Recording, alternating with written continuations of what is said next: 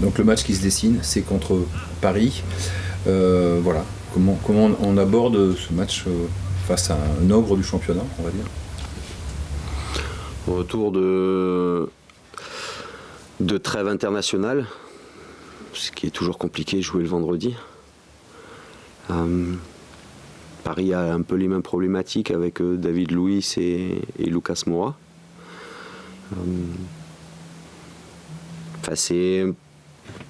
Oui, je dirais c'est compliqué parce que quand vous avez pas mal de joueurs qui jouent le mardi soir, des titulaires, hein, je dirais entre guillemets en puissance, qui jouent le mardi soir à l'autre bout du monde, c'est compliqué de rejouer le vendredi, mais finalement je trouve que c'est bien de jouer Paris à ce moment-là. Voilà, c'est bien.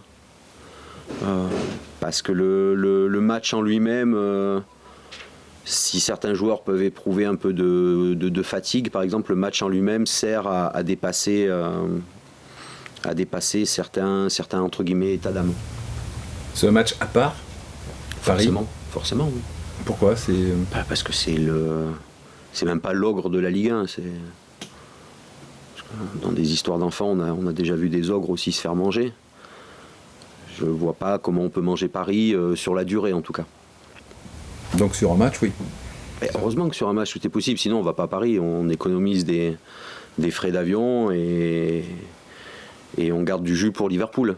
Voilà, c'est forcément qu'on va à Paris pour... J'ai pas envie de tomber dans le discours de dire on va à Paris pour gagner ou on va à Paris pour prendre des points, mais on va simplement à Paris pour essayer de faire notre maximum et surtout garder le même état d'esprit qu'on a pu voir sur les derniers matchs. C'est-à-dire une équipe, même si elle est encore perfectible, une équipe qui a envie de jouer ensemble, qui a envie de travailler ensemble, qui a envie de se battre ensemble et on aura besoin vendredi soir. Ça veut dire qu'il n'y a pas de complexe?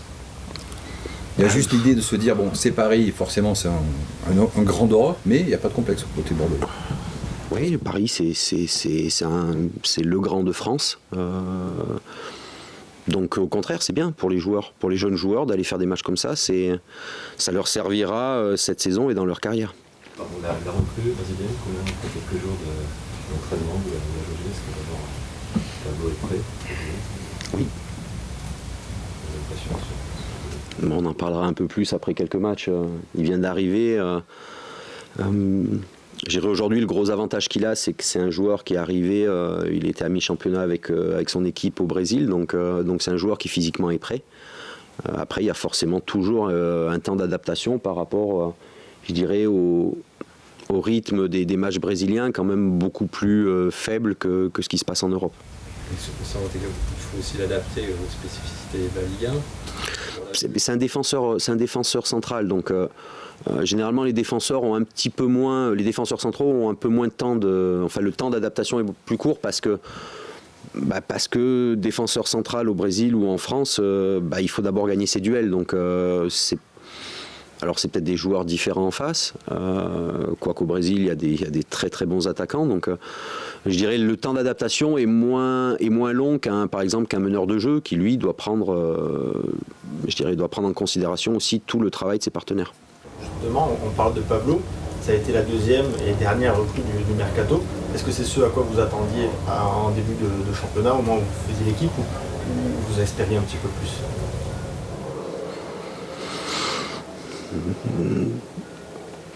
Voilà, c'est de la politique de club. Moi, je suis pas dirigeant, je suis simplement entraîneur et je dirais que vous soyez entraîneur à Paris avec certains moyens ou à Bordeaux avec d'autres, où il y a des clubs aussi qui ont moins de moyens. C'est pas la seule problématique que j'ai moi, c'est l'effectif dont j'ai à disposition, c'est d'en tirer le maximum. Faut tirer 100% d'un groupe, après tout dépend du groupe que vous avez au départ. Et les priorités ont été acquises. C'était un défenseur central en priorité. C'est devenu une priorité avec les blessures de Lamine et surtout de Greg. Oui, c'était devenu une priorité. Puis le départ de Mariano, forcément, a dû être compensé. Sa relation avec Nicolas Palois, comment vous la jugez? Difficile, parce que Palois parle pas le portugais et Pablo parle pas le français. Mais Palois, il parle pas le serbe et l'allemand, l'italien. Ça va être compliqué. On va essayer de créer un langage commun. Espéranto. Oui. Mais bon,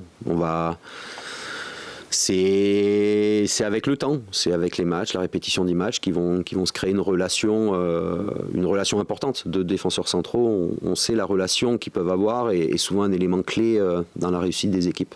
Et là, complètement, vous n'avez pas pu ronder leur entente puisqu'ils n'ont jamais pu jouer ensemble pour l'instant. Non. Qu'est-ce que vous avez retenu du match aller au Parc l'année dernière? Ce que vos jeunes joueurs ont pu en retenir? C'était il y a un moment. C'était il y a longtemps, c'était en octobre, ça fait un an quasiment, presque un an, 11 mois. La seule chose qu'on peut retenir avec le temps, parce que depuis il y a de l'eau qui a coulé sous les ponts, mais qu'on peut retenir, c'est qu'on n'a pas... on s'est pas donné les moyens de réussir. On a joué petit bras, pourtant il y a eu une expulsion d'un joueur parisien. Je pense que si on avait gardé, pas nos nerfs, mais si on avait gardé un peu si on avait eu un petit peu plus de maturité, on aurait fini nous le match à 11 et je pense que le match aurait été différent. Mais ce sont des faits de jeu. Après, je pense qu'on avait été très timide, beaucoup trop timide pour pouvoir exister. C'est ce que surtout vous ne voulez pas reproduire? C'est un des... L'équipe qui sera présente demain, c'est une équipe complètement différente de celle qui était l'an passé. Malheureusement, il y a toujours les mêmes problématiques de maturité avec Lamine qui n'est pas là, Yaro qui n'est pas là. C'est quand même des joueurs qui nous amènent, en termes de vécu et d'expérience, qui nous amènent beaucoup de choses. Mais justement, les jeunes et moins jeunes qui seront là vendredi, doivent jouer sans complexe. Après, on sait très bien qu'on gagnera. On sait très bien qu'on gagnera pas 4-0 au Parc, à moins d'un tremblement de terre. On ne gagnera pas 4-0 au Parc, mais jouer sans retenue. Après, je préfère jouer sans retenue et en prendre 3 plutôt que de perdre 2-0 mais sans avoir joué. Voilà. Vous allez vous servir peut-être plutôt du match de Coupe de France. Vous aviez joué un peu avec un peu plus positif. Ouais, le PSG avait fait beaucoup tourner aussi sur ce match-là. Il faut pas trop se servir des matchs, à mon avis, des matchs passés, surtout quand il y a plus de 6 mois.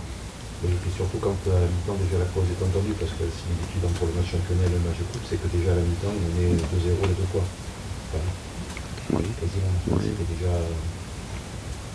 à 2-0, heureusement qu'à 2-0 les matchs sont pas terminés, sinon il y aurait plus besoin de jouer les deuxième mi-temps, dans beaucoup de cas, mais non, on a l'objectif de ne pas être timide, l'objectif de pas jouer sur la réserve, l'objectif d'essayer quand on aura le ballon, d'essayer de construire des choses, parce qu'on sait que Paris, de toute façon, même quand il joue contre des grosses équipes européennes, c'est une équipe qui a généralement beaucoup plus le ballon que l'adversaire. Il y a un challenge aussi d'être les premiers à avoir marqué un but? Non.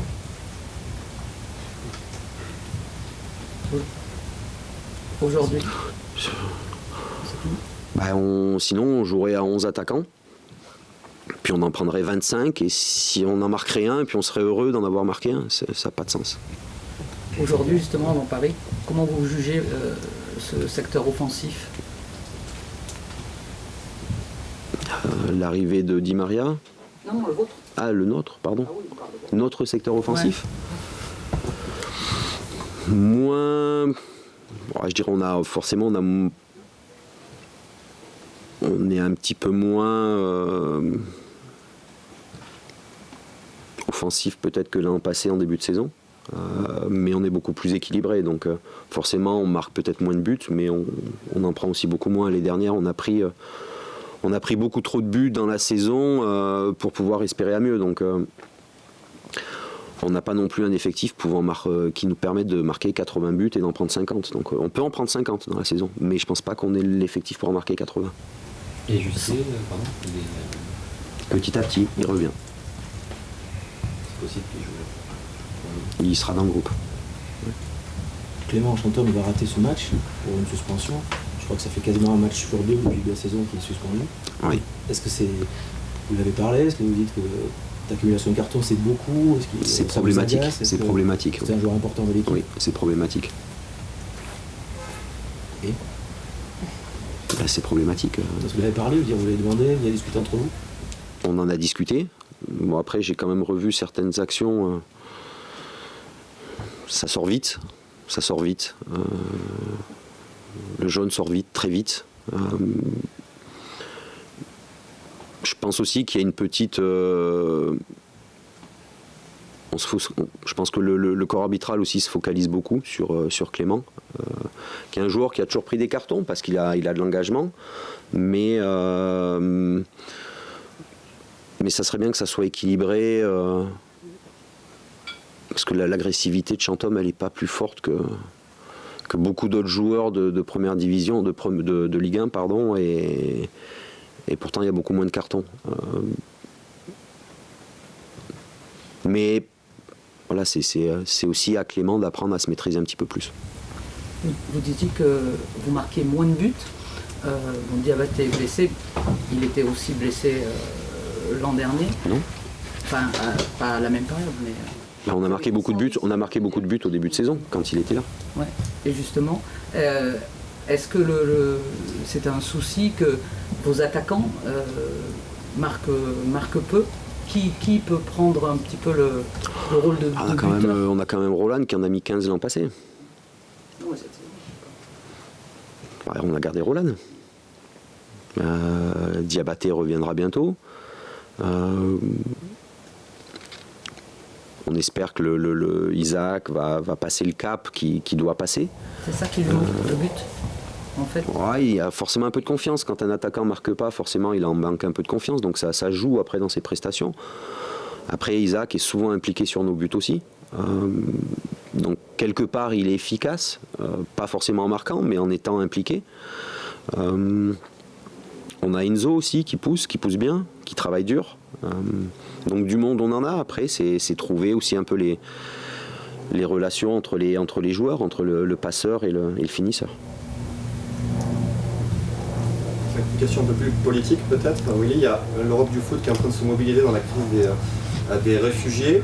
Est-ce qu'il y a des initiatives prises à Bordeaux là-dessus? En Ligue 1 on est un peu en retard, mais est-ce que c'est quelque chose que vous envisagez? Est-ce que le club doit faire quelque chose Pourquoi on est un peu en retard à la Ligue 1? C'est les grands clubs européens qui sont en avance, qui ont fait des choses dans ce dossier-là, et pour l'instant en France, il n'y a pas de clubs qui sont mobilisés.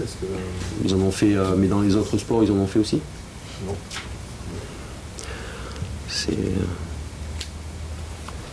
En France, on est... alors je ne sais pas comment ça marche dans les autres pays, je connais un peu plus l'Allemagne, mais en France, on est aussi soumis à des lois, à des lois dictées par nos politiques, et je pense que quand la machine sera mise en place, je dirais au niveau de la législation, au niveau politique, le foot prendra forcément le bon wagon aussi. Les autres sports, j'en sais rien, j'espère, mais on se doit. Mais aujourd'hui, c'est pas pourquoi parler du foot dans un problème comme ça? Aujourd'hui, c'est un problème, je dirais, d'humanité. Et aujourd'hui, il faut que nos politiques aillent très vite pour qu'on n'ait pas à se poser la question. C'est des gens qui ont besoin d'aide immédiatement et pas dans 6 mois. Non, blessé, retour, absolument. On passe à d'autres sujets. Blessé, oui, toujours les mêmes. Plus Thomas Touré, normalement. Oui, qui s'est blessé un peu ce matin. Oui. Trensat, son dernier séjour en sélection nationale. C'est où? Pardon? C'est quoi, la cuisse? La cuisse, oui. C'est pour ça que je vous disais tout à l'heure excusez-moi madame, qu'on n'ait pas toujours les informations. Parce que la problématique à sa cuisse remonte déjà il y a une semaine et on n'a vu aucun retour de sa fédération. Donc il s'est entraîné et en fait... Même pas. Est-ce qu'à propos du transfert de Gourcuff à Rennes, je sais pas si la question vous a déjà été posée. Transfert, je sais pas, il est libre donc il n'y a pas de transfert. Vous le regrettez? Non. Non, c'est s'il a... Enfin, j'en sais rien. Si vous me dites qu'il a signé à Rennes, il a signé à Rennes? Non, pas encore. Alors pourquoi je regretterais quelqu'un qui n'est pas parti? Enfin, qui n'a pas signé ailleurs. Après, voilà, on a discuté avec lui, il sait ce qu'il peut avoir à Bordeaux. S'il préfère aller ailleurs, c'est que quelque part, il a envie d'aller ailleurs. Donc son choix, déjà, doit être respecté. Et... j'ai pas grand chose à dire là-dessus. Pour moi, ça reste, mes dirigeants connaissent mon avis sur lui, ça reste un très très bon joueur, qui pourrait aider n'importe quel club de Ligue 1, Paris y compris.